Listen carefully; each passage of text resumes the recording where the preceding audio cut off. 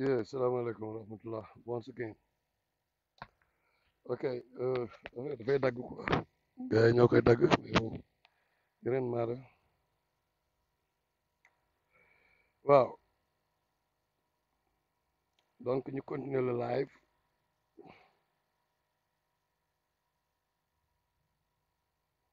Ok, bu fekkee yéen a ngi may recevoir 5 sujets. Donc lii mooy pour ñi daj ci live bi dañu xam ni bon bi mooy troisième partie parce que chaque fois day dagg.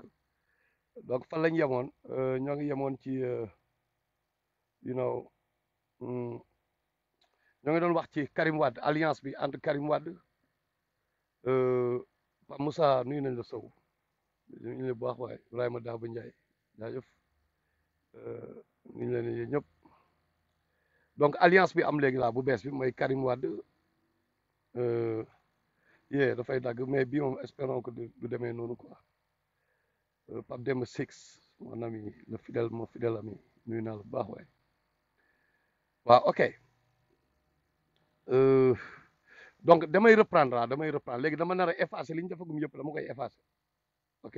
non gars yi ñooy saboter live yi dañ koy signaler xam naa xam nga léegi changé nañu kii anyway so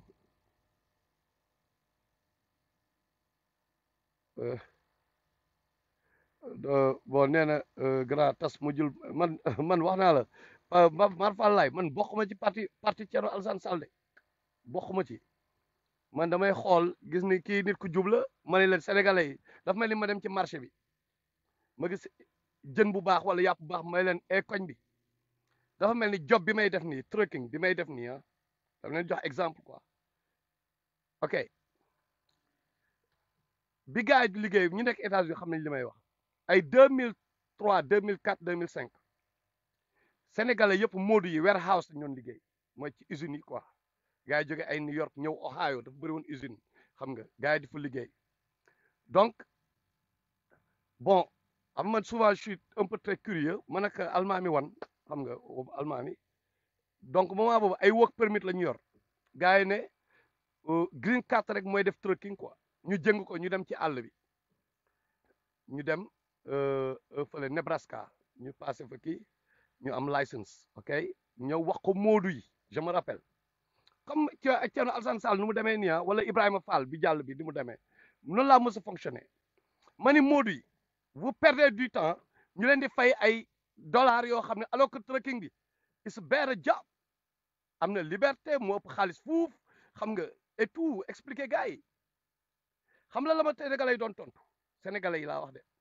ñun taluñu fanaan ci suufu ay garab ci ay suufu garab wallahi am ñu ma ci daa wax la 10 ans plus tard 10 ans plus tard même nit yooyu ñoo ma woo di ma laaj nan laay def ba am licence je vous dis 10 ans plus tard ñu perdre ñaata année foofu même chose la quoi ma gisee lu baax dama ni gars yi lii moo baax je me rappelle amoon naa ñaari xarit somalien ñoom ñabi ne nañu xam ñu may wax ñoom Hassan ak Ahmed dañu doon wax mais wari Moussa Niang benn gars bu nekk coordinateur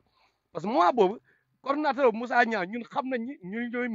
méegul genn wàll gi quoi ñoom loolu lañ doon reetaan naan ay gars yi bu ñu xamoon donc ñëw wax ko gars yi mais gars yi sénégalais suñu leen andilee lu baax tout le temps du question dama bokk ci kii yu tas dafa mel ni Ousmane Sonko bi muy def lu baax mais dama jàppale dama def lu ma ci mën laa ci def naa ci sama alal def ci sama doole def ci sama promo lu nekk ma def ko live lu ne def naa ko ñu bëri fii di cëppi moment boobu da xam naa lu sotti am borom ñii di cëpp di saaga ñi mais biñu demee ba gis ni lii am na problème mais dañu naan sénégalais yi ñun ñoo leen waxoon lii donc foofu laay introduire mooy lan man maa leen waxoon benn instant il fallait une alliance Sonko def naa ko sama page Sonko Karim Wade right moment boobu xam nga lan moo amoon c'était affaire présidentielle yi Karim Wade du mës a bokk du mës a nekk candidat ci kii ci élection yi moment boobu du bokk quoi c'est clair maintenant Idrissa Seck et l'histoire m'a donné raison était en train de gagner beaucoup de terrain di coolal Ousmane Sonko moment boobu ñun dañu gëmoon ne Ousmane Sonko mooy waaja ñun loolu lañ gëmoon xam nga yee Omar gis nga de live bi moom tey mooy loolu xam nga dañ gëmoon mooy waaja ñu gis ni Idrissa Seck moo ngi récupéré gars yi maintenant comme que wóor nañu Karim Wade moom du mës a am fitu ñëwaat di bokk ci ay élection mais attends léegi nag c'était pas les candidats qui nous intéressaient c'était pas Karim Wade moo ñu intéressé woon c'était pas ay ñoom ñëpp xam la moo ñu intéressé woon mooy yéen sénégalais yi mooy il fallait établir un pont sympathique entre Karim Wade nitu Karim Wade yi bu dul loolu Idriss Seck daf leen di récupérer au moins ñu ñëw ci Ousmane Sonko bu dul loolu kii daf leen di récupérer Idriss Seck te Idriss Seck gis ngeen li ma waxoon moom après noonu la def mu jënd rejoindre Macky Sall du dëgg donc c'était ça ci diggante bi nag lu bëri am na loolu moo taxoon bi ma defee interview bi ak waa enquête ak kii bon di ngeen ko gis ci journaux yeeg yooyu bi may def interview bi mais ma wax affaire boobu pourtant bi ma ko waxee waa mais waa kii dañ doon ree waa Pastef moment boobu dañoo wóolu seen bopp Pastef coow li gars yi di def yëpp coow li mais pourquoi vous avez besoin d'alliance là ma defoon ni yéen a ak dama foog ni yéen a ak quoi yéen instant bi yéen ay doole ji yéen ay number one mais da ngeen di allié wu ak mais déggu leen vidéo ma leen tegal ci suuf gis ngeen ko lii ngeen ko mais Ousmane Sonko dafa toog mu ne Karim Wade woo na ko damay reprendre li ma waxoon fële pour ñuy soog a dugg mu ne Karim Wade woo na ko moo ngi foofu ñu posté ah ba ngeen déglu ko di ngeen dégg mais jugé wul nécessaire pour di waxante ak Karim parce que nous avons un problème systématique parce que Karim dafa jàppee boppam général de Gaulle lu nekk mu wax ko ci Karim right donc léegi stratégie lay demee wala affaire Adji Sarr yeeg yooyu moo cool mu xam ni lii di ñëw dafa nar a métti mais lan la exactement man damay laajte rek où se trouve le problème pourquoi tout à coup le gars là il s'allie même avec le diable moom mi doon ñëw di rejeté ñëpp taxoon ñun ñu gëm ko ah taxoon ñu ne oh kii peut dina sauver suñu jeunesse ko sauver suñu réew ñu dem ba ci bi gis tànk bukki ba tax ñu rejeté ko mais pourquoi muy forcer alliance léegi mais yow yaa gën a xam ni Karim Wade dafa sàcc xaalis loolu dafa leer Karim Wade Macky Sall il faut muy leer ni muy defee nit ñi mën a critiquer ni muy defee mais gars yi ñooy prêter le flanc Macky Sall mosul ñëw ne diw defal li ñoom ñoo def mu profité ci day profité politicien la comme ñoom gis nga ñoom ni ñuy profité tey di juger ni dañoo war a def ay alliance ku nekk même Iblis bu taxawoon tey tant que moom dinañ mën a daaneel Macky Sall dinaa allié ak Iblis grawul comme que ñoom ñoo ngi fonctionner noonu waaw mais mooy loolu Karim Wade dafa rawoon moo ni loolu dafa leer Ahmed Bamba Seydou ma retaan loo Bamba Seydou ok dafa rawoon xam nga dafa détourné mais nag bon man doom leen wax li ma xam tamit laay wax ah liggéeykat la woon quoi parce que ñi ko approché ñëpp nee nañu da daan liggéey wax dëgg yàlla mais nag dafa am benn kii boo peut-être au nom du Sénégal lay laaj moo ne mu jël benn 5% am kenn ku liggéey moom ko jege moo ma ko waxoon dans les ay 2011 bi ñuy xeex Ablaye Wade ok mais waa ji jobkat la ñoom ñëpp dañ déjà loolu moo taxoon ñu doon xeex benn instant Karim Wade parce que seen caaxaan yi ñu nekkee tey yii la Karim Wade doon bañ quoi ok moom la leen cool fa parce que tamit esprit ngeew bi da yaayam tubaab la et puis ci tubaab bi la kii était tubaab bi xam nañ seen culture xam nga waaw ok mais quand même mais dafa ay affaire ay bagages Khalifa Sall mais ñëpp xam nañu Khalifa Sall dañ ko kepp Khalifa Sall dañ ko kepp dañu waxante dëgg dañ ko kepp dafa détourné ay affaire ñu jàpp ko Macky Sall profité ci loolu mooy la réalité sénégalais yi dama ni Khalifa Sall dafa détourné ñu jàpp ko ok mu naan non affaire bi noonu la ma mel culture la noonu man noonu laa fekkee affaire mais loolu du wax dinaa ñëw fekk ñëpp di lekk ñamu mbaam ma lekk ñamu mbaam ñu ne ma waroo lekk ñamu mbaam wala yàpp mbaam waroo lekk yàpp mbaam ñu ne mais non parce que dama fi fekk ñëw fekk ñuy lekk yàpp mbaam mais nga lekk nga bañ mais yàpp mbaam moo baaxul problème bi yàpp mbaam mooy problème bi ok donc Macky Sall profité ci pour l'anéantir ñoom léegi ñu toog ba mu yàgg ñëw dañuy def benn coalition pour xeex xaw ma lan nangam gis nga gars yi seen caaxaan yi ngeen di def nii ah mooy yéen Macky Sall ngeen di may doole te xamu leen ko ok te da ngeen a bëri contradiction da ngeen naan nguur yàlla moo ko yore bu leen neexee rek ngeen koy wax mais gëmu leen ko parce que boo leen ko gëmoon wallahi du nii la gars yi di fonctionner quoi Ousmane Sonko moom defe naa dafa am lu mu ragal quoi dafa am parce que boo demee ci xalif général des Mourides ma ne am na ku ñëw Ousmane Sonko yaa ngi may dégg bu baax yaa ngi dégg da ngay seetaan live yi I know what I'm saying yaa ngi seetaan ok am na ku la fréquenté sa kër amul lu ñaaw loo yàqul tarixa yi wallahi parce que kooku wóolu naa ay waxam quoi amul lu ñaaw loo waxul tarixa yi nga dellu dem ci sëñ Muntaxa ne yow yéen la ñuy yaakaar aduna ak alaxira yow en tant que yow ku bokkoon ahlu sunna wal jamaa léegi nag gars yi dama leen di wax benn affaire parce que dama gis waa ahlu sunna ya ñu bëri ñoo ngi continuer di jàppale Ousmane Sonko quoi waa suufi yi bu leen kenn nax bu leen kenn nax gars yi lenn moo mën a am lenn rek moo mën a am mooy benn deal la quoi ñu ne xoolal nañu naxante ba jël pouvoir bi après ñu jëlee fi gars yi quoi ñu jëlee fi murit yeeg ñu wàññi seen doole loolu rek moo mën a am parce que man mënu ma comprendre gars yi yéen waxuma ñëpp nag waxuma ñëpp man ñi ma jot a kiyanteel laay wax ci waa yenn gaaw ñi nga xam ni sunna leen la ñuy dund ñoom du ñu may suufi yi dara dañuy suufi yi xoolal mooy murid yeeg waa tarixa yi quoi mais duñu leen may dara dañ leen di traité de diable quoi bu kii waay tarixa yi seen ñooñu mais waa ahlul bida ba pare Ousmane Sonko dem ci waa ahlul bida ñooñu ngeen tuddee ahlul bida mu ne leen yéen la ñu yaakaar àdduna ak alaxira ba pare ngeen continuer di jàppale Sonko ci suuf mais parce que yéen da ngeen teg benn deal mooy lan nañu naxante nañu nax gars yi ñu naxante ba ñu nekk président bu ñu keppee donc yéen fit na ngeen di indi après fit na mooy am ci réew bi parce que les tarixa ne vont pas se laisser faire ma ni la kilifa buy ñëw toog sa biir kii dimbale la ci bind sa livre pétrole boobu noonu ki la dimbali solution ki la dimbali jox la information yi Sonko xam nga bu baax li may wax ki la dimbali jox la information yi ci sa livre bi solution parce que yoroo woon information yi xam nañ nu mu demee comme ñoom Alioune Gueye bi nekk Columbus ñooñu la woon mooy xam nga Alioune Gueye tamit beneen teg deal ñëw gars yi mais gars yi ay farceurs la ñu quoi ñëw gars yi Sonko depuis le début ay escroc rek ñoo nekk ci ginnaaw comme ay Alioune Gueye bi nekk Columbus quoi mais day ñëw booy mu taj xoolal mu ñëw taj bureau de mu ne gars yi ñoo ñëw sàcc ay ordinateur am quoi comme si waa Cosmos ñoom dañoo soxla hacker amul quoi gars yi dañoo soxla ñëw taj bureau lépp pour gars yi ay fen depuis le début waxoon naa gars yi dama doon bañ a public affaire rek mais depuis booba quoi mais bon yaa wax Baba ay dara man sama nekk dafa nga laaj ko mais nee na xoolal dañ leen wax xoolal sa salon Ousmane Sonko li nga yàqul tarixa yi amul wallahi li nga leen lu ñaaw li sa gars yi boobu doon wax noonu naan da ngeen doon joobandoo mais après Sonko affaire naafeq lay def quoi donc léegi man dama ne woon damay bàyyi sax affaire Sonko du ma si waxati quoi parce que am na yenn gars yi dafa am lu ñuy job affaire yooyu mais tamit duñu toog tamit am na lu ñuy job ba loolu ëpp doole li ñuy job tamit mooy ki nekk njiitu réew ki jiite réew mi mais kooku moo yor pouvoir bi ki nekk njiitu réew moo yor pouvoir bi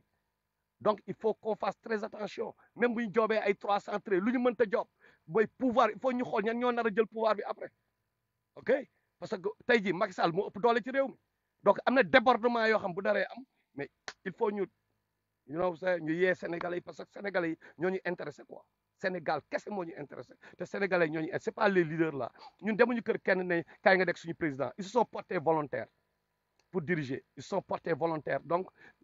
dañuy jaar yoon quoi bu ñu jaar yoon ñu bagee leen mais comme que Sénégalais dafa bëri ñoo xam ne ngeen jéggu maa ngi jéggulu nag di ngeen mer mais seen affaire la quoi affaire esprit mouton mooy seen problème ay mouton quoi xar lu ñu wax rek ngeen topp ci mel ni affaire nawetaan benn gars yi di leen nax boobu ba léegi mais la moo leen dal dañuy ñëw ba ay Koukandé sax dafa leen di nax ay Koukandé day ñëw nax leen am buzz seen kaw temps yëpp yéen a ngi koy invité il a le buzz waxuma laak ne politiciens ñi nga xam ne dañoo jàng gars xam nga bu ma waxee Sénégalais waxuma ñëpp bien sûr am na ñoo xam ne xam nañ seen bopp ku wéet xam sa bopp du dëgg donc gars yi nañu waxante raay waxoon naa ko sànq dama ñëw le 4 novembre 2020 2020 le 4 novembre ma def sama page ma bindal leen Karim Wade jox na ay valise xaalis Omar Sarr bu PDS bon léegi daa créé kii am jox na leen ay valise am na kenn koo xam ne moo ngi doon critiquer Karim Wade naan woy Karim Wade woo na ko di ci ngandul te du moom kese la Karim Wade woo na ñoom Thierno Alassane Sall mais ba tey déggoo ñu wax te pourtant dañoo décliner kii Karim parce que ñooñu au moins am na lu ñu gëm quoi mais mosoo gis ñu toog fenn naan woy Karim woo na ma di si ngandul mosuñu def loolu am na ñeneen ñu Karim woo noonu la ñu indilee ñooñu valise xaalis boobu 10 millions xaw ma 12 millions yooyu noonu mais Sonko dafa jël xaalisu Karim Wade Ousmane Sonko da ngaa jël xaalisu Karim Wade 10 millions yi boobu laa ko yëgoon moo tax ma def sama page ma def Karim Wade bindu Omar Sarr def fa benn valise diplomatique après ma def point d'interrogation keneen ki kan la mais moment boobu kii léegi donc moo tax gisa alliance yi kii mënul bañ quoi bu leen dagg nag ngeen ne woy Matar ne woon na Karim Wade alliance expliqué naa lu tax alliance entre Karim Wade ak kii que Sonko a besoin d'alliance nangam xam par rapport à contexte expliqué naa contexte bi lan la woon ok bu leen ci indi benn kii ba leen boo bëggee preuve dama laaji dama xam nga Ousmane Sonko moo fi indi woon kaamil ne day waat boo bëggee preuve jël sa kaamil nga dem gàllu so nga ne Sonko léegi yow xoolal ndox a ngi nii quoi waatal quoi li kaamil ba parce que ahlu sunna la bokkoon xamul doful jàng na xam li ma la jàng na naan ay yéen lañu yaakaar àdduna ak àllaaxira yëpp moo gën a xam li ma xam nañ nu mu demee moo doon président AMS mooy ibaadu yi nekk université Gaston bi moo doon seen président bu ma daan wax ak moom ay xadis la ma daan reye xam nga jour bi muy veille bi muy ñëw États-Unis moom may dégg bu baax may wax ak moom ay xadis yonent bi nee na whatever you know what I'm saying moo tax boo ñëwee après ne sama benn oustaz moo newoon xaw ma lan mën naa dem you know what I'm saying yooyu yëpp xam nañ nu mu demee garaawul anyway nañ bàyyi yooyu jàll mais l'essentiel mooy alliance du diable les alliances des crocodiles affamés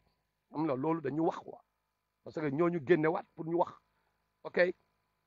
donc xool tax nga sax ba mu perdre fil bi yow Mar Fall bàyyi say déconné yi booy oui ba nu mu tudd sa encore Omar Sarr dafa indi valise bi mu indee valise bi mais Sonko jël na valise donc alliance bi mais Sonko bu bañee ñemewul bañ dafa ñeme bañ boo gars yi woowee ci yenn dafa mel ne Atepa mais Atepa Sonko ñemewul bañ Atepa quoi xam nga chaque jour ma répété leen ko contradiction yi dañoo bëri nga ñëw ne Atepa yaa fi dugg Frank Timis ñu ne Alioune Sall dafa deal ak Frank Timis jël xaalisu Frank Timis loolu la gars yi wax Alioune Sall dafa jël xaalis ci Frank Timis amin ñoom ñaar dañoo combinoo ak Macky Sall donc Macky Sall Alioune Sall ak Frank Timis benn lañu Frank Timis sax moo yées parce que benn jàmbur bu jóge ci àll bi ñëw lekk suñu mooni right ok léegi nag Atepa moo dugal Frank Timis Sénégal moo ñu ko introduire léegi Atepa boobu moom mooy ñëwaat jox leen siège ngeen jël di leen jox xaalis ngeen di jël ba pare boole pare ngeen ni Mamadou Dia léegi Pastef les patriotes lan moo patriote ci loolu lan moo patriote dafa mel ni rek tey affaire Adji Sarr damay joxe benn parallèle quoi affaire Adji Sarr ñun nous sommes pas d'accord gars yi di ko attaqué j'étais pas d'accord xam nga dañ ci def na yéeg gis ngeen taxaw nañ ne boy bi au moins benn xale ngaaka la quoi bu jóge fële ñëw xamul nu mu demee mais au moins ñi doon témoin ñëpp dañu doon wax dañ ko doon yónni parce que bëggoon na liggéey quoi ok mais damay dem ba ci biir ma gis ay crocodile affamé comme ni ñu defoon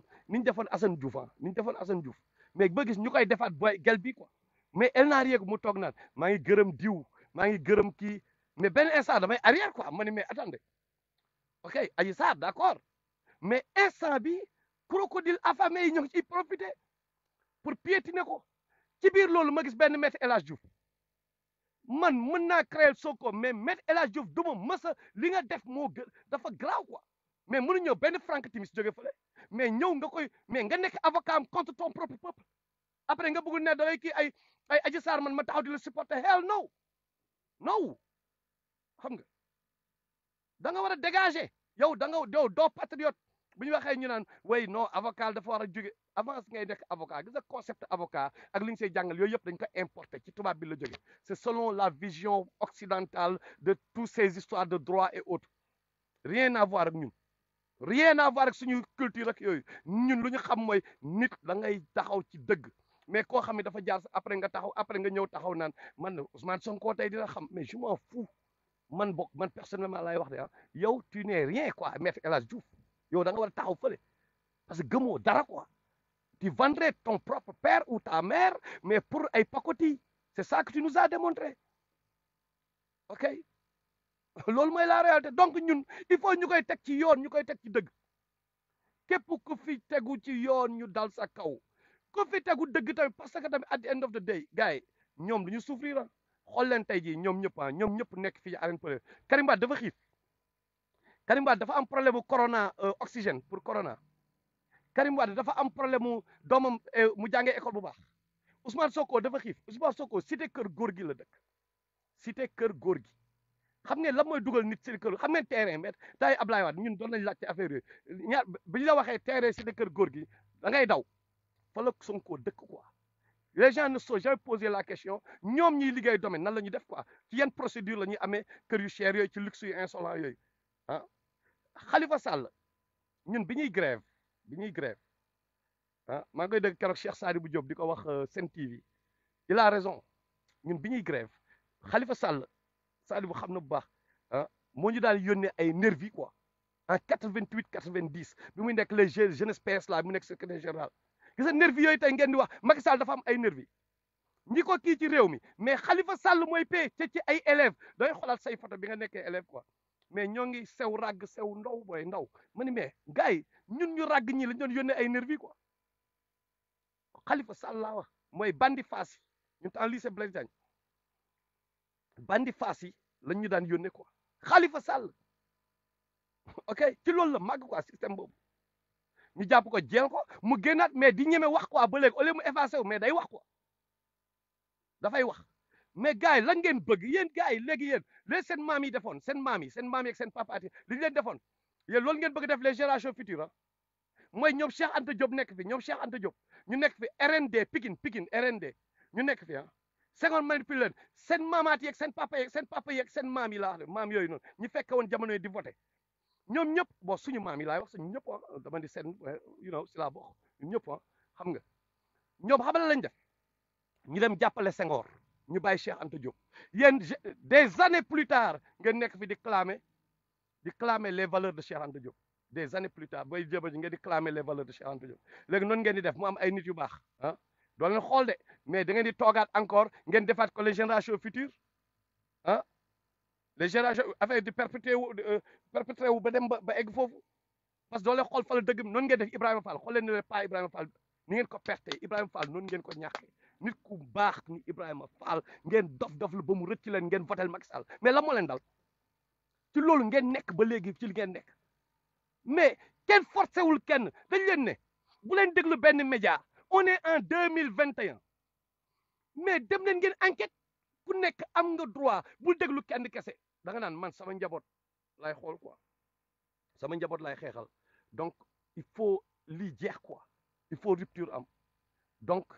sama njaboot bi il faut ma tànnal ko man samay doom école yi ñu la jàngee suba man il faut ma xool na laay def ba mu changer quoi mais boobu ba léegi même système léegi nag gain bi par exemple benn Ousmane Sonko fen na fen wax dëgg ok contradiction xoolal Khalifa Sall fen dëgg contradiction parce que politicien Barthélémy Diaz même chose léegi naa xool ñoom ñëpp fan la ñu fenee nga teg un tableau comparatif ñaata fen ñaata kii nga xool te yàlla rek tax nga dem ñu mel ni ñoom Thierno Alassane Sall nga xool fi ñu jaar xoolal gars yi def leen dem leen xool ku nekk fi mu jaar bi mu nekkee xale ba léegi wallahi billahi tallahi dama ko waat man maa leen waatal dama ne wallahi billahi tallahi man dama sama enquête yi ma def ak sama investigation yàgg a xeexal sama réew depuis 1988 nekk ma politicien faalewu ma poste jéemu ma nekk dara ci réew mi wallahi instant bi ñi fi nekk mun leen am ku gën Thierno Alassane Sall wallahi maa leen ko waatal man maa leen wax loolu man maa waat boobu ñi jàng xam nañ li si yàlla wax right dama daan tux cigarette xam ngeen cigarette drogue la dama daan tux wallahi waat boobu laa bàyyee tux y a plus de 10 ans laalatuma parce que dama ko gëm ragal waat boobu mais man maa ne wallahi fii li fi nekk xaw ma nag lu yàlla di indi après de wallahi la li fi nekk bu nekkee côté parcours la ñu jaar côté sacrifice côté gëm sa réew côté sacrifier pour sa réew wallahi Thierno Alassane Sall yemuñu ko sax ci wee mais nag bu nekkee yàlla mooy fal mais dina ko fal bu nekkee ni ñu koy waxee ci pulaar onon njaɗaa son njaɗaama dinañ ko fal bu fekkee nag ñun yàlla daf ñuy punir parce que yàlla moo ko wax peuple bu nekk ni nga mel rek la lay indil buur yi mel ni yow rek mais affaire Koukandé bi wane na ne ñun dañu am problème en tant que peuple donc ñenn ñi bu ñu faluwul tamit man damay comprendre dama naan léegi nag ku ci topp politiciens yi xoolatoo sa bopp ñoom rek la seen doom yi di jàngee ay Harvard ñoom garanti nañu ñoom ñëpp garanti nañ seen doom yi seen futur doom ba pare ñoom ñëpp mais léegi yow gars sa futur doom nag yow mais gis ngeen adduna bi fi mu toll instant bi lan mooy am gis ngeen ñaata boy ñooy nekk léegi ay prostituées ñaata suñu doom yi léegi Sénégal ñëpp gis ngeen réseau cocaïne bi Sénégal xoolee Sénégal nu mu bëri ay immeuble ak ay étage ngeen dafa ne xaalis bu set la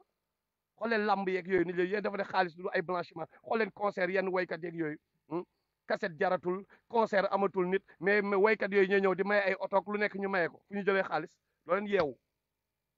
blanchiment d'argent léegi système boobu xaalis bu salté boobu ci biir réew mi léegi yéen lan da ngeen bëgg seen doom yi continuer mais mooy indi musiba yi ngeen di gis te yàlla chaque jour mu jox ñu ay signe chaque jour mu jox ñu signe Kounkandé mi ngeen di wax nii bàyyi leen Kounkandé deful dara de Kounkandé forcé wul kenn la forcé wul moom moo taxaw mu ne damay xar géej mais ngeen fekk si ko gis nga Iblis yàlla mu ne jour jugement dernier yàlla mu ne Iblis l'humanité waa axlu safara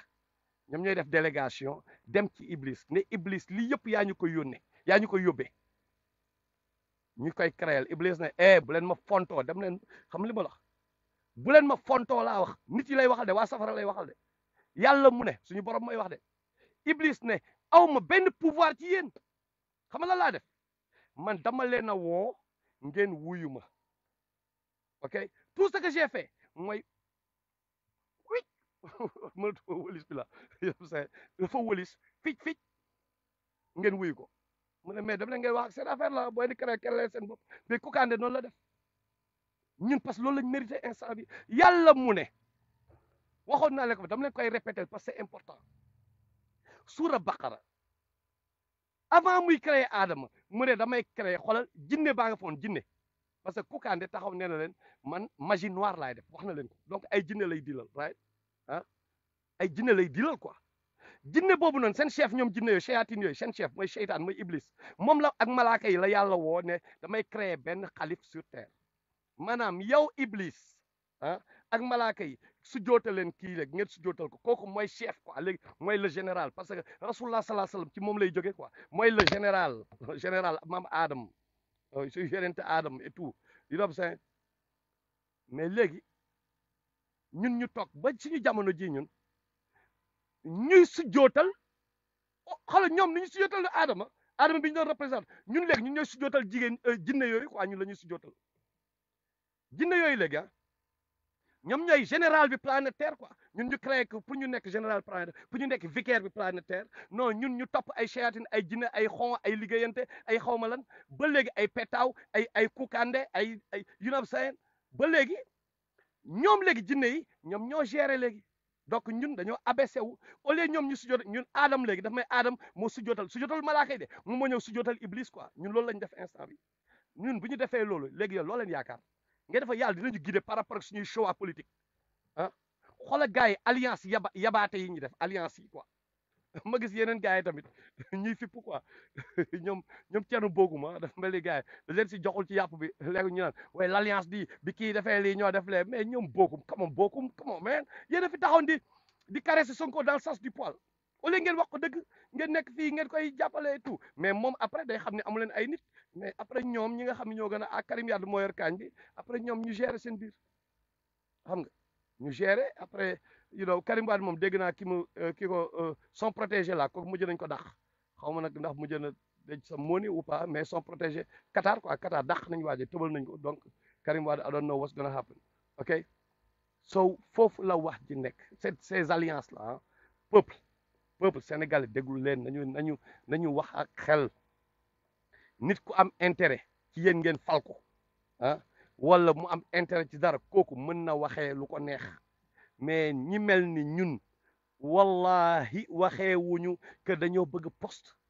dañoo bëgg lii yàlla moo ñu ko nattoo depuis 1988 ñaata ngeen amoon yéen ñi si gën a bëri gars yi lii nii rey nañ ñu ci presque man j'ai été victime d'une tentative d'assassinat ci lii ndax wax leen raay man ak Iba ci loolu la ñu dund boobu ba léegi ay ñoom benn xataab ñoom Omar Gaye gars yi ñoom loolu la ñu dund boobu ba léegi yàlla moo ñu ko nattoo soo lan lañ ci mën buñ ko deful rek day am lu manqué parce que dama ne woon gars yi waa 313 dama leen ne woon non booy léegi nañ bàyyi wax ci politiciens yi mais dama gis affaire yi mooy mënu ma ko muñaa xam naa après dinaa wax ak ñoom ne leen bàyyi gars yi mënu ma ko woon muñaa you know parce que am na yoo xam ne quand même c'est trop quoi da ngay bàyyi noonu nga kii mais ñoom tu leur laisses le champ libre pour ñu def lu leen neex après ñu naxaat peuple bi ñu créé waat yeneen combat créé fi ni ay boy dee 14 dee fële ñu lay dee fële mais Sonko léegi moom moo ñuy wax moom lan la ragal quoi moom n'est-ce pas moom moo doon le chef de l'opposition nee na le peuple est avec lui moom dafa décliner Karim Wade parce que wóolu na boppam mais pourquoi tu as besoin d'alliance mon cher Sonko pourquoi toutes ces alliances Ousmane Sonko mais parce que am na loo ragal am na loo tiit gis nga affaire kii bi nag gars yi ñoo ngi lay yoole si town bi loolu bi ba nga xam ko di nga am na say affaire yu waaj a kalaate fii ci réew mi ah say affaire Maroc yeeg papa yi xale beeg yooyu ah yooyu noonu mu ngi ñëw de yi may wax ni nag damay cax gars yi action di ngeen gis ok gars yi am na lu ñu ragal dafa am lu ñu ragal xam nga Omar Ndiaye am na waa Thierno Alassane Sall yi ah bu lekkee yéen may dégg kii Omar Ndiaye nee na comme on fait comment pour intégrer Thierno Alassane Sall man fii laa mën a yem du ma ni kaay dugg kaay non non li ma mën a def rek mooy gars yi ma introduire parce que bugguma tamit xam nga waxoon na ko ak Sonko ki ma boole woon ak Sonko ki ñoom bi ñuy créé parti bi ñuy créé parti bi ñuy créé Pastef may jàppale Sonko man mënoon naa wax ak directement ak Sonko mënoon naa deal ak moom directement mais Ousmane Abdoulaye Baro moo doon sama intermédiaire et mak sérapé noonu quoi bu ma amee lu may même pour ay Karim Xurum Xax parce que Karim Xurum Xax au début Sonko bu ko woon recevoir Sonko dafa jàppoon ni parce que gars yi dañu naan Sonko terroriste la ak ñoom gars yi loolu lañu ko doon toojee léegi nag muy daw li mu nekk mooy li nga doon you know what I'm saying du woon terroriste mais sunna la gëmoon quoi léegi nag moom mu ne du recevoir booy Karim Xurum Xax parce que dafa jàppoon ni Karim parce que Karim moo ngi doon xeexal imam Ndaw quoi xam nga te waa ahlu sunna yi xam dañu doon jàppale imam Ndaw donc Sonko jàpp ne Karim mais ahlu sunna la bokk mu ne gars yi du deal ak moom léegi nag ma ni Baro gars yi you know say Karim day moo ngi cooki you know say après te Karim du iki taalibe Baay Ñas la Karim du ahlu sunna taalibe Baay Ñas la xam nga li may wax nag Karim bon public laay waxee dama leen ngeen laaj Karim Xurum Xax xam nga donc pour dire que Sonko man bugguma woon sax di wax ak moom donc yooyu damay wax ak Baro ñëw gérer xam nga li ma parce que Baro tamit wax dëgg yàlla suñu relation moo ngi basé wu ci diine d'abord la basé wu d'abord avant dara ko xam nga donc you know moo ngi noonu daal xam nga léegi nit ku baax la moom wax dëgg yàlla lim ma won quoi comprendre nga ragal na yàlla et tout donc lim ma won laay wax right donc man moom laa tànnoon moom moo doon sama intérêt parce que lu tax loolu ak ñoom Thierno ak ñoom ñëpp man du ma fi nekk bukk gis nga bés boo deg gis nga bés boo amee ak yow ay nit lañu quoi bu amee ak ñoom yenn relation yu jegante trop bien mën nga am gêne après quoi da ngay gêné wu quoi bu ñu déconné da ngay gêné wu tey jii am na lu ma doon amee ak Sonko yenn relation ya mais après dinaa gêné wu peut-être pour dugg ci yenn yi peut-être parce que dit la mais da nga koy kale parce que ñoom ñoo bëgg faluwa ay Thierno Alassane Sall li may wax ay waxam nii di ko promote nii et tout mais bu déconné wallahi billahi maa njëkk a dal ci kawam ni may def Sonko li laa koy def loolu moom bu la si dara loolu moom man la ak sama conscience quoi moo tax bëgguma am ak gars yi yenn relation yi quoi mais nag quand même da ngay gis ñoo xam tamit comme Thierno moom wax dëgg yàlla nit ku baax laa gis quoi xam nga donc bu nekkee am na ku bëgg kii gars yi yéen waa République des valeurs gérer leen ko quoi xam nga gis nga Marfal lay gis nga wallahi lii moom mës a nekk suñu rêve ñun même bi ñuy créé ay 313 xam nga moo doon suñu job suñu rêve moo doon Sonko ak Thierno Alassane Sall ñu ànd ak juge dem ñett ñooñu lañ ne woon il faut ñu xeex ñoom ñett ñu ànd quoi mais booy sa waa ji moom commencé dugg ci ay Atepa fële dugg ci fële ah commencé changer complètement virer 180 degrés et puis xam nga la moo andi woon loolu li andi woon parce que bon dama leen di expliquer quoi dama ni sama xarit Mbaye Fall lay moom moo créé syndicat you know bi kii di bàqoo la mooy dàmbuj syndicat muy bàqoo il paraît sax mos a dàq dàmbuj la dàqoon na fi dàmbuj parce que dàmbuj bokkoon syndicat bi comprendre li ma la wax mais gàmboy bi di rëy la miñ xam li ma la wax donc Mbaye Fall lay on a grandi ensemble nous avons combattu ensemble combattant la quoi moom après mu nekkoon numéro 2 Abdoul Mbaye ma ni lëy il faut nga ànd ak Sonko gayen il faut nga xool yéen ak Sonko ak Abdoul Mbaye moment mooy temps législatif yi ngeen fexe noo leen àndee mais après lëy li mu gis parce que lëy moo ëpp expérience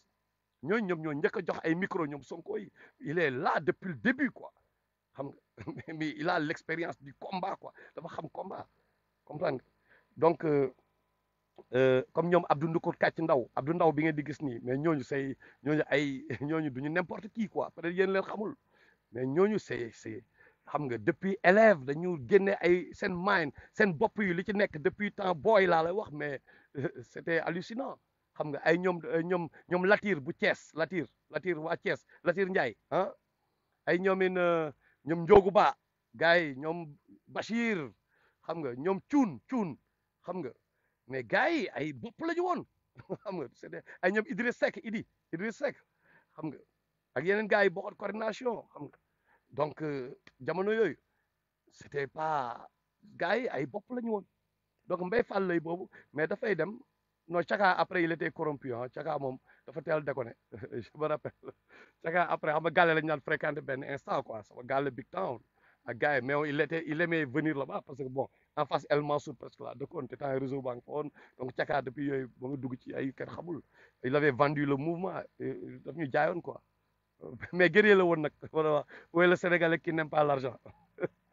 guerrier la woon kaw Idrissa Ndiaye Thiès mais Thiès la jóge woon bon entre parenthèses waa Thiès moom wax dëgg yàlla dañoo mës a am ay bañkat quoi ñoom ak waa Kaolack quand même Kaolack moom daf bëri intellectuel aussi Kaolack j'ai remarqué que ñu bëri ay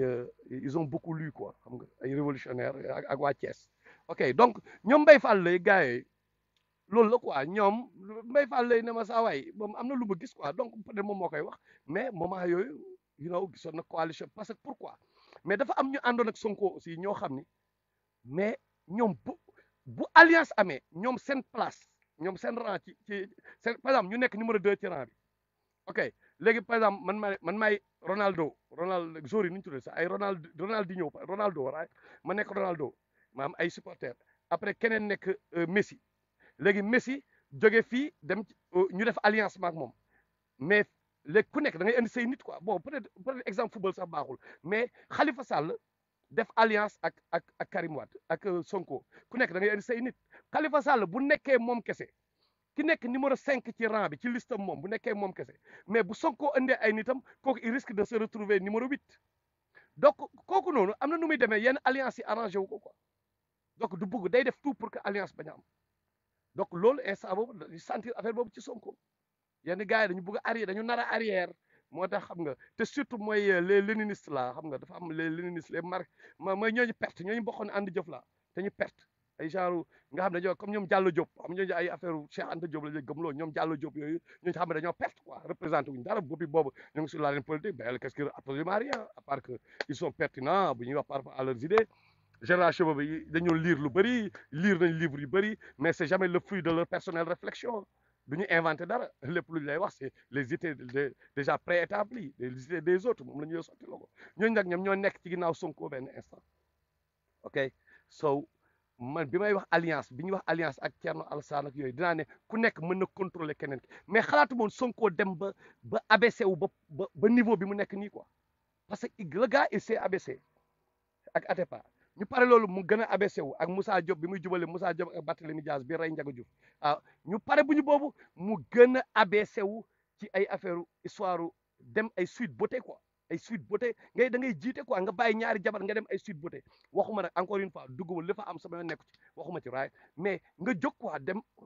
mooy le fait que yow xalaatoo conséquence quoi donc li la yëkkati daf la ëpp doole quoi te gain Adji Sarr jàngul jongul dàqul maase sa jabar yi quoi dañ ñu wax c'est des histoires à dormir debout bien que instant bi moom gars yi dañuy wax waaye góor la wala ñu ne non garaawul bëgg non problème bi du foofu problème bi xam nga lal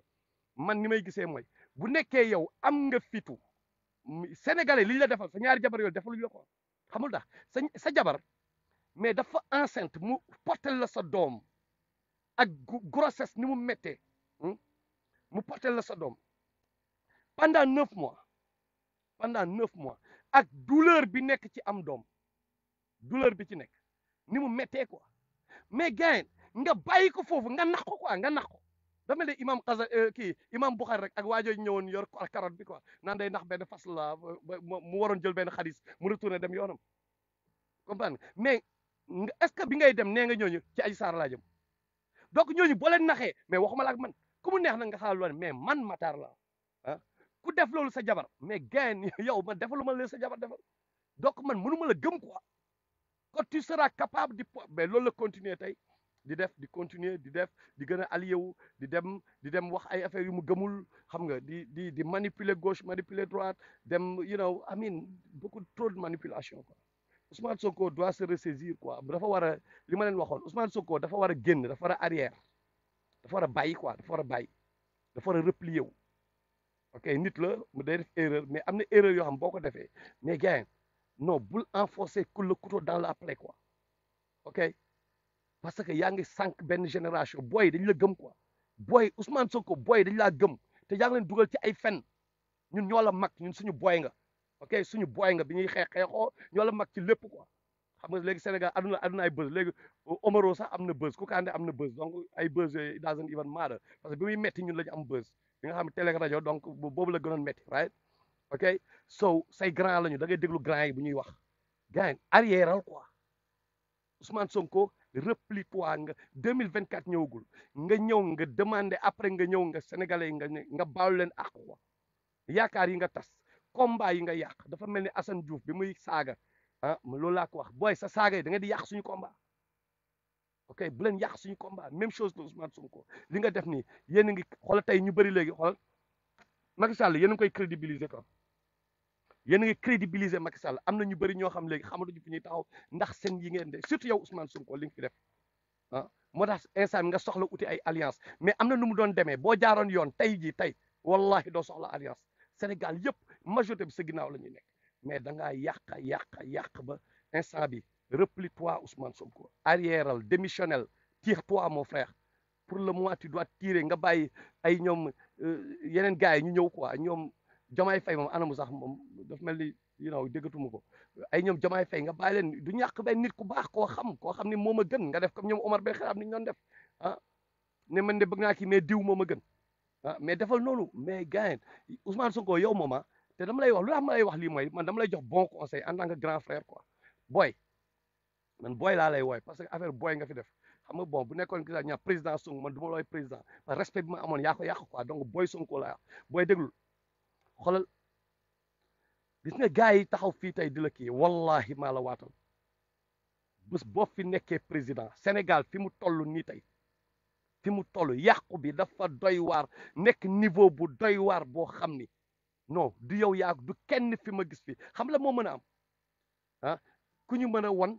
le chemin qui va mener qui mène à la destination mais kii ñëw après mënul nekk la destination donc kii ñëw day jëw rek teg édifier quoi commencer teg les fondements quoi mais li koy defar ay génération parce que depuis esclavage colonisation néocolonialisme ak suñu lépp lu bon le mal est trop profond da ngay ñëw te gars yi dañoo sonn quoi boo ñëwee mënoo defar Sénégal boo ñëwee comme li daal Macky Sall ñi ko doon tàcc démb ñoo koy saaga ndey tey xamul tax parce que deful mënul def France nii la ko def xoolal ni ñu def Mali xoolal Kadhafi dañ ko éliminer xoolal Gbagbo tey dañ ko imposer mu jóg ak Ouattara yaa boobu des forces invisibles derrière mënoo ko gérer Ousmane Sonko mënoon nga jéngu nag comme ñoom Sankara bu nekkoon taxoo ci dara quoi mais da nga accumuler dégâts yu dul jeex ça signifie que wallahi ñii ñoo lay saagawaat ndey suba naan la violeur nga parce que li ñu bëgg du mënoo leen ko defal dañoo am yaakaar ci yow mais yaakaar bi mënoo ko satisfaire Ousmane Sonko parce que du ci yow déjà même boo amoon yéene bi mënul nekk instant bi le mal est trop profond xoolal tey le sacré la religion bi xool tey religion bi doole bi mu am Sénégal ba pare dañoo compartiment dañoo diviser ku nekk ak sa tarixa ku nekk ak sa lii xoolal côté ethnique ah tey waa sud yéen joolaay fële ah sama mbokk Haalpulaar yi ci kaw ay ne da ko bandum loolu la leen gars yi di wax ñële waa sud yi ah da ngay gis kii nu mu sax encore gars yi nu forum civil bi ah waayu forum civil bi ah ñoom Guy Marius Sagna ñoom Justin Ndiaye sudiste yi xam nga ñoom Babacar Dieye ki sant Dieye jamais ñu critiquer la ak loo mënta def même ku takk ci yow ay ñoom kilifa bu ñu defee benn affaire jamais nga dégg ñu wax parce que affaire sudiste ngeen ko jëlee quoi te loolu ngeen di reprocher Macky Sall ok ñu pare foofu ñu la dem fële après ñu ne Idriss Seck murit la xam nga ñu pare bu Idriss Seck murit donc murit yi kii ko waaw dañ koy tijaan yi ne murit la ci ñun la bokkoon mu bàyyi day dof fii nañu wan ne ñun tijaan yi ñoo gën a bëri ñu pare loolu xoolal keneen nekk leneen kii nu ma sax encore Moustarchidine la Moustapha Sy ñëw na dugg na ci affaire yi moom tamit ak ay taalibeem ak bon taalibeem nañ ko gëm bien sûr lu lay wax la ñuy def ok affaire yi mënoo ko régler Habib Fadel Sil misal mi niw mënoo ko régler mais boo am na yoo xam ni boo ci xasee ba takk ba kii gain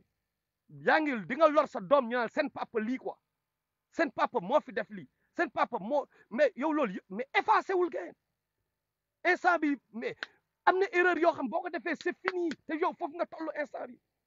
Sénégalais dañoo topp ni booy dañoo topp juste parce que dañoo ñàkk espoir booy yi xoolal ñoom ñoo gën a xam dans leur subconscient dans leur tête ñoom Marfal Lay ñoom ñoo gën a xam ni Sonko bu nekkee ñoom rek ak seen borom xam nañ ni da ngaa def ay dégâts yu dul jeex soo xoolee dañoo gëmm seen bët parce que dañoo perdre espoir offrir luñ leen dara dafa mel ni keroog bi ñu fi jàppee kilifa gars yi naan non kilifa nangam na may leen ok man dama doon dal waa Y'en a marre mais kilifa lan lañ ko offrir avant ñoom waa Y'en a marre bien que ba leen di créer ci li associé ak ONG impérialiste yi mais à la place qu'est-ce que leur a offert absolument rien lan lañ leen jox lan ay ñoomin caat man bi may ñëw Kaolack dama leen fekk ñuy xoslu ci benn affaire ñoom kese seul quoi seul mais éloigné de la société marginalisé quoi ñu jàppale leen ay sauvage quoi quelque part benn instant tey boo gisee ñu dawal oto dama ne ok au moins c'est bien quelque si je me permets d'être un peu subjectif wala égoïste là bon bizarre là mais dama naan ok you know yéene naa leen au moins c'est bien au moins sama mbokk rappeurs yi ñoo ngi réussir quoi ok bu dul woon xeexal dëgg xeexal réew mi damay kontaan ci Awadi kontaan ci ñoom Matador parce que au moins réussir nañu quoi ñi ma dul kontaan kay mooy ñoom Amadou Falba ay ñoom Pendra lii parenthèse la quoi ñoom Pendra ah ay ñoom boy boobu nekk ñoom Pape Sidi Fall ñoom boy yooyu noonu la nga xam ni ñoom lan lañ defal rap bi ñoom dañu am ay millions di lekk boy yi duñu lekk quoi boy yi ni jeunesse bi duñu lekk quoi boy rappeurs yi amuñu dara mais ñoo xam ne binduñu texte bindaañu texte ñooy gën a riche yeneen boy yi quoi ñooy gën a riche quoi pourquoi ñoom ñuy lekk di naan di ñaqu ci ñaqu gars yi nga xam ñooy bind taxi yi ñooñu man ñooy sama famille la famille hip hop ñooy sama famille même bu ma dalee seen kaw ñoom xumaan ñoom Keyti ñoom ñooy sama famille wallahi man ñoom parce que benn instant damay dem bay takk jabar ma bëgg takk jabar am koo xam dañoo may ñu ma ko pourquoi parce que ñu ne rappeur laa moo tax loolu moo ma jox jom moo tax dañ ne ok ñu ne leen wan un jour que duñu mës a ñàkk fayda dinañ liggéey ba am comme ñëpp ok kenn duñu yab parce que ñooñu def jom boobu ci ñun quoi ndax xeeb bi ñu doon xeeb moment boobu boo seetee gauche xam nga kan ngay gis non kilifa Y'en a marre ngay gis ñoom Fou Malade ngay gis ñi nga xam tey maa ngi dal seen kaw xam nga li ma te ñoom moment boobu ñoom ngay gis parce que dara lañ leen offrirul tey jeunesse bi topp ci ginnaaw Sonko tey même chose qu'est-ce qu'on leur a offert absolument rien amuñu lan la ñu yaakaar ku leen dimbali rek lañ bëgg ku leen dimbali lañ bëgg ok ñi topp ci ginnaaw Thierno Alassane Sall ñi topp ils ont besoin d'aide mais manipulation ci médias yeeg yooyu ngeen di jaxase boy yi di jaxase jeunesse bi di tax boy di xeex seen biir 14 boy di dee fële alors que yéen ay kër cité góor gi ngeen am boy yi amuñ sax école bu baax bu ñu jàngee même école bu baax xoolal boy amuñ sax fu ñu fubalee gars fu ñu fubalee petit camp amul jaay ngeen lépp yéen waa domaine Sonko yéen waa domaine lépp ngeen jaay ci réew mi yéen ak seen gouvernement ñoom Macky Sall ah ngeen boy amuñ sax fu ñu foowee espace de jeu amatuñ ko ah après ça boo leen ñëwee mais ngeen continuer di leen manipuler mais nous allons même bu ñuy saaga nday def lu leen neex ok nañ continuer di xeex combat pourquoi parce que ëllëg la ñuy xoolal ñaari mbir laay fonctionner mooy bu may wax dinaa fexe ba ni yàlla nee na yonent bi nee na lu saa yu ma defee live dinaa fexe ba yàlla lim ci moom ñu jox ko parce que ëllëg lay xalaat bu ma génnee àdduna au moins ñu xool loolu quoi nit laa def naa ay dégâts sama live j'étais jeune jaar naa ci ay yu bari ñun ñëpp quoi ok mais am na loo xam ne loolu nga bëgg mais beneen bi mooy ñu gis ni au moins am na lu ñu représenté quoi parce que ñun ñoo choisiroon ñun dañu nekk ay rappeurs suñu morom même ay gars yi même suñu morom yi dañu xeeboon ay ñoo xam ñoo tolloo woon at pour la plupart du ñëpp nag quoi xam nga moo tax ay ñoomin Mar Mbodj ñoomin Daouda Seck Mar Mbodj qui est professeur à Gaston Berger bien sûr ñooñu dam leen di big up quoi pourquoi parce que ñooñu mais mos ñu xeeb quoi ils étaient là avec nous quoi xam nga ay ñoom Daouda Seck xam nga Daouda Seck benn mon ami Daouda Seck xam nga dama koy big up ñooñu xoolal mosuñu ñu daw même bi may metti ils étaient avec nous même bi ñu gars yi di jéem a xeeb ils étaient avec nous ok mais encore une fois moment boobu xam nga sama famille ñan la rappeurs yi la ñoo sama famille quoi xam nga mais tamit beneen dafa am beneen bu ma bëgg tamit ngeen bàyyi ci xel bu baax xam nga mooy lan Iba ñëpp sax waa hip hop ñëpp bon ñun bokk première génération bi ay ñoom dëggiti ñoom awadi ñoom ñëpp gars yi waa daara ji ñëpp benn affaire dafa leer quoi mooy gis nga les plus petits yéen jeunes yi wallahi yéen ñu may doole ñun bu ñu demee ba exister benn instant Sénégal parce que suñu morom yi dañ ñoo daw mais suñu raq yi ñoo ñu may doole moo tax est-ce que ñun am nañu droit de nous détourner de vous même boo la ñu saagaa ndey nous n'avons pas ce droit parce que da ngeen di xamul rek da ñu bëri fekke wuñu mais xamule lan ngeen ñu defal ñun dafa am loo leen ñu defal par rapport ak suñu orgueil par rapport ak suñu xolal li ñuy yëkkati suñu izza mun leen comprendre quoi dafa am loo xam ne yéen mun leen ko comprendre ñun ñi nekkoon ay rappeur lan ngeen ñu defal dafa am lu rëy loo xam ne yéen a ñu yëkkati wallahi yéen a ñu def lu ñu nekk yàlla ci yéen la ko jaarale moo tax mënuñu détourné wu de ce combat là c'est pas possible bu yeboo gars yi saaga wax lu leen neex di nga mer nag benn instant benn ok you know what mais c'est notre jeunesse ce sont les sénégalais qui sont ci loolu nag lañ leen di wax ni wallahi lu dëggule lañ leen di wax